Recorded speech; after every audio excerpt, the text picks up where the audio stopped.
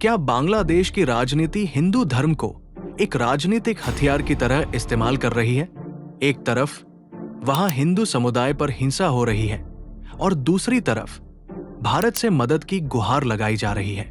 क्या बांग्लादेश की राजनीति, जो कभी चीन और पाकिस्तान की ओर झुकी रहती है, अब भारत के खिलाफ चाले चल रही है?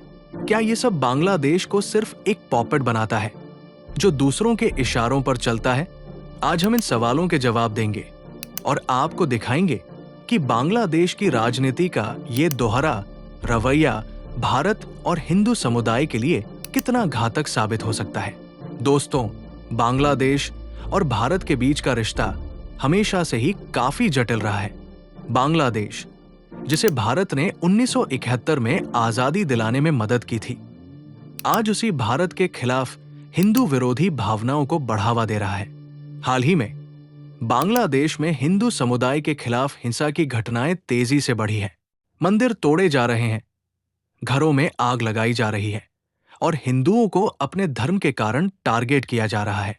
वहीं दूसरी तरफ जब बांग्लादेश को खाने की कमी या आर्थिक संकट का सामना करना पड़ता है, तो वो भारत के पास मदद के लिए आता है। ये सब कुछ दिखाता है कि बांग्लादेश की राजनीति एक हिपोक्रिटिकल अप्रोच अपना रही है। आइए इसे विस्तार से समझते हैं। बांग्लादेश में हिंदू समुदाय सिर्फ एक धार्मिक अल्पसंख्यक नहीं है, वे अक्सर राजनीतिक साजिशों का शिकार भी बनते हैं। हर बार चुनाव से पहले वहां एक पैटर्न देखने को मिलता है, हिंदुओं पर हमले बढ़ जाते हैं। ये राजनीतिक पार्टियों के लिए एक टूल बन गया है जिससे वे अपनी कट्टरपंथी विचारधारा को भुनाने की कोशिश करते हैं। पिछले साल दुर्गा पूजा के दौरान बांग्लादेश में कई हिंदू मंदिरों पर हमला हुआ, यहां तक कि हिंदू परिवारों को अपना घर छोड़कर भागने पर मजबूर कर दिया गया। क्या ये वही बांग्लादेश है जो भारत से चावल और आर्थिक मदद मांगता है? अब दूसरी तरफ देखिए, जब बांग्लादेश को आर्थिक संकट का सामना करना पड़ता है, तो वो भारत के दरवाजे पर मदद मांगने पहुंच जाता है। हाल ही में बांग्लादेश ने अपने फूड क्राइसिस से निपटने के लिए भारत से 50,000 टन चावल खरीदने का अनुरोध किया।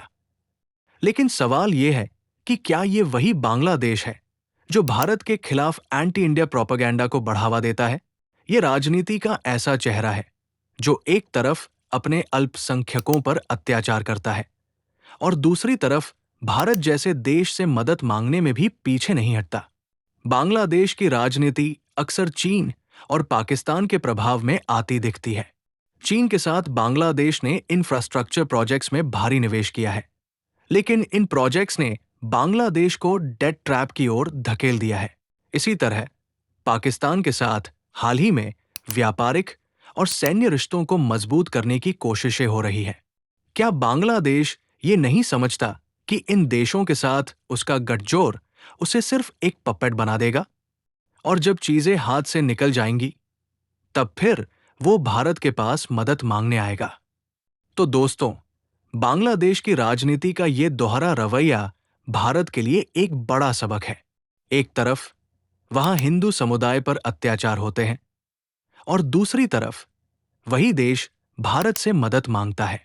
बांग्लादेश, जो कभी चीन और पाकिस्तान के प्रभाव में झुकता है, जब संकट में होता है तो भारत से समर्थन मांगता है।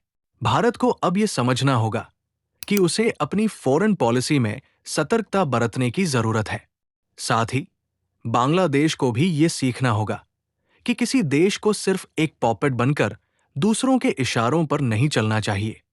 आखिरकार बांग्लादेश की स्थिरता और उसका भविष्य इस बात पर निर्भर करेगा कि वो अपनी राजनीति को कितना संतुलित और जिम्मेदार बना सकता है।